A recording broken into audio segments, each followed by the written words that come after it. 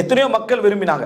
இதனால தான் ஒவ்வொரு புத்தகங்களை நீங்க பார்க்கலாம் இந்த மவாயிதுக்கு ஒத்த வார்த்தையாக ரகாயிக் அப்படின்னு ஒரு பாடம் போடுவாங்க. அதாவது உள்ளத்தை நெகிழ்வூட்டக்கூடிய விஷயங்கள். புகாரில இருக்குது, முஸ்லிம் பல கிரந்தங்கள்ல இருக்குது. ரகாயிக்னா உள்ளத்தை நெகிழ்வூட்டக்கூடிய விஷயங்கள். இது அவங்க கையாண்ட ஒரு முறை. எதுக்கு? எங்களோட கல்பை முஆலஜா பண்றதுக்கு என்ன செய்யறது? ஏனென்றால் எப்பொழுதுமே கல்பு சிந்தனையை வெற்றி, நஃப்ஸ் சிந்தனையை வெற்றி பெறும். சிந்தனை நஃப்ஸை வெற்றி பெறது குறவு. நஃப்ஸ் தான் சிந்தனை என்ன செய்யும்? வெற்றி பெறும். எவ்வளவு பெரிய அறிவாளியா இருந்தாலும் சிந்தனையாளராக இருந்தாலும் நஃப்ஸ் ஒரு ஷரஹோட இருக்கும், ஒரு என்ன சொல்றது, ஒரு வேகத்தோடு இருக்கும். சிந்தனை அப்படியே அதுக்கேற்ற மாதிரி திசை திருப்பிடும். சிந்தனை அதுக்கேற்ற மாதிரி திசை திருப்பிடும்.